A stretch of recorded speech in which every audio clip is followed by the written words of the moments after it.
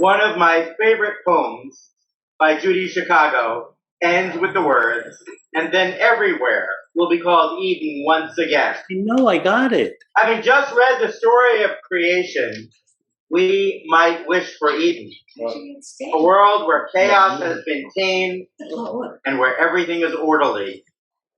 Eden is a place where we will take care of the world, and in return, it will take care of us. Yes, we would love to be back in the Garden of Eden, perhaps now more than ever. But if we keep reading Genesis, we find that Eden is short-lived. The world will revert back to chaos, a world in which people do not take care of each other. We are well aware of the consequences. We cannot yet call our world Eden, despite Instagram and Facebook posts of luxurious vacations, sumptuous meals filled with smiling friends and family. It is not Eden. At least not all of the time. In all of our lives, we know there will be times of trouble. We will become ill, often physically. As Rabbi Prosnit so eloquently pointed out in his sermon yesterday, the illnesses that affect us are sometimes emotional. Physical or emotional, they sometimes require a hospital stay. We might be in rehab for a bit or at home, but limited in our ability to do everyday tasks. Eventually, everyone will lose someone they love, only to find themselves navigating the path of the mourner. Or a career might suffer a setback. A child may be adrift. To face any of these alone would be unthinkable.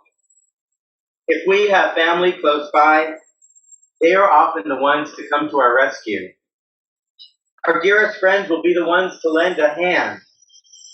A good neighbor might knock on our door and ask if there is anything they can do. Our colleagues may take up a collection and send flowers or food. And if we are part of a faith community, they too will surely offer to help. In fact, I have a long list of wonderful and caring temple members. Some of your very names are on it, who have volunteered to help whenever they can. They would be happy to offer a ride to an appointment, shop for groceries, or bring a meal. But alas, the kind-hearted temple members on this list don't have much to do. It is not because no one in our temple family has been ill, lost a loved one, or suffered a setback. But when we say we can arrange a ride for them if they need, they do not call. When we tell someone who has just returned from the hospital that we can have someone pick up some groceries for them or send over a meal, they rarely take us up on the offer. On the rare occasion when they do, they are always apologetic for inconveniencing us. The truth is, most of us can arrange to take care of these things. Most of us do have family and friends who will help out. And let's face it, if we do not want to impose on others, there is no need. With a smartphone or a computer, we can Instacart groceries to our home. We can Uber ourselves to the doctor's office. We can Grubhub dinner to our front door. Technology has made us less dependent on the kindness of others. So why, when we have so many sources of support, would we accept a ride or a meal from our temple community? After all, that's not why we joined a temple. Or is it? At my first pulpit, the patriarch of a much-beloved family passed away. Both he and his wife were past presidents. They were also quite comfortable, and in honor of their 40th wedding anniversary, donated the funds to build a chapel. At the Shiva, literally hundreds of visitors came to express their condolences. On the dining table of their impressive home were platters and platters of food, and an empty plate or napkin was soon whisked away by one of the household staff. During the Shiva, 2 members of our temple's caring community showed up with a small plate of homemade cookies. They felt sort of foolish seeing all of the food, but stayed for a few minutes to offer their condolences to the widow Ruth and her children. A couple of weeks after the Shiva, Ruth sent me a note. She wrote that in the midst of her grief, seeing 2 members who came expressly on behalf of the temple brought tears to her eyes. It only confirmed for her that she and her husband had been part of building a community where every member would receive such a visit. The nature of the small tray of cookies made it clear that it was not brought to Ruth because of her status or wealth. Rather, in moments of sadness, we are all alike. A colleague shared with me the story of one of her congregants. This congregant was married with 2 young boys when she was diagnosed with metastatic breast cancer.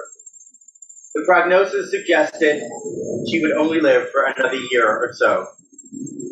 Her wise oncologist told her she was going to have limited energy, so she needed to make some decisions. Did she want to keep working? Did she want to spend her time cooking and caring for her home? She knew how she wanted to spend her remaining time. It was to go to the beach with her husband and kids. It was to attend every sporting event of her sons that her limited energy would allow. It was to spend time with family and friends. So she was pleased to accept meals from the temple's caring community. Some people wondered why. Money was never an issue, and she had family who lived nearby. Why didn't her relatives take care of this? Or why didn't she just order food from local restaurants? Even the members of the caring community wondered, as they brought a tray of food to her door, why did this woman want the help of her temple? The woman caught wind of this and decided to write an open letter to the temple. She expressed her gratitude for every bag of groceries, every tray of baked ziti or cookies, every sighting by her kids from the window of yet another temple member leaving food on their porch. She wrote this: "My children already know the local pizza place delivers, and they have all the apps on their phones to order whatever food they wish for. What they are learning and what they will take with them wherever they go in life is a far more important lesson. They are learning that their temple, their Jewish community, also delivers. But meals from the temple community also come with love and friendship and care. There's no more important lesson I can hope for them to learn during these months," she wrote. "There will be a time when I won't be here with them, but they will never be alone. Wherever they go in life, as long as they are part of a Jewish community. This is not a sign of weakness. Yes, we could certainly make these arrangements ourselves. It is a way of building and honoring community. Isn't this what Judaism is all about? My children know I can spend my limited energy with them because our temple is helping us out. I will not be there to celebrate Jewish holidays or life cycle events with them, but I can leave them with this lesson. Should any of you need the support of our temple," she concluded, "I hope you will accept it just as my family has." So why aren't more of us like this woman? Why do so few of us readily accept help from our congregations? Why have so few of us made the connection that this is what Jewish community is supposed to do? And what a valuable lesson this is to give to our own children. Curious if other rabbis wondered the same thing, I actually posed this question in a Facebook group for Reform rabbis to see if others had similar experiences. Not surprisingly, I was not alone. Other rabbis had preached about this at their congregations, including rabbis raised here at Temple Emanu-El, like Rabbi Rachel Ackerman and Rabbi Jill Maderer.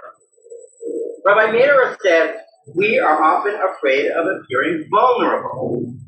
And I think she's onto something. The truth is that even if we needed help, many of us would be too embarrassed to ask.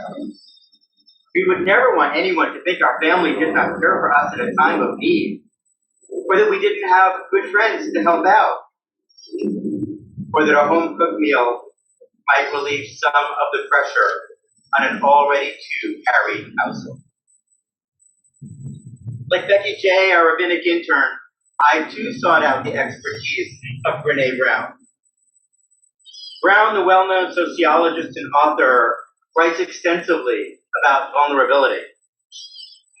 In a TED Talk, Brown said that connection requires vulnerability. In order to experience connection, we have to allow ourselves to be seen. Connection is a result of authenticity. We have to be willing to let go of who we thought we should be in order to be who we are, in order to be connected to others. Vulnerability is not weakness. It is our greatest measure of courage. We know how quickly circumstances can turn. Today we might be offering comfort to someone only to find that tomorrow we are the ones in need of a meal or a ride. If we have learned anything from living in the midst of a pandemic, it should be this.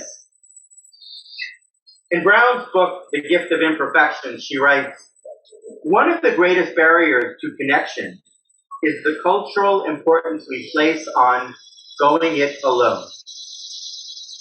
Somehow we've come to equate success with not needing anyone. Many of us are willing to extend a helping hand, but we're very reluctant to reach out for help when we need it ourselves. It's as if we have divided the world into those who offer help and those who need help. The truth is, we are both." Long before Brene Brown taught us this, the Talmud did. In Tractate Megillah, Rabbi Yossi says, "I have long been perplexed by the verse, 'And you shall grope at noon, as one who is blind gropes in the darkness.'" He writes, "I wondered what difference it makes to someone who is blind, whether it is dark or light." And then the following occurred. "I was walking on a pitch black night when I saw a blind man in the road with a torch in his hand. I said to him, 'My son, why do you carry this torch?' And he replied, 'As long as I have this torch in my hand, people will see me and save me from the holes and the thorns and the briars.'"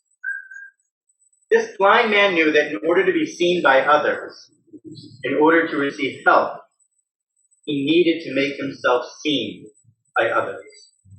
He would need to be seen as vulnerable. If any of you have ever owned up to a vulnerability, you know that you did not do that out of weakness. It was just the opposite. You know it took tremendous courage to admit your vulnerability. We also know that at one point or another, all of us will be vulnerable. When that happens, I hope that I, or any of you, will have the courage to be seen as vulnerable. That is the only way we can keep each other from the holes and the thorns and the briars. May it be so.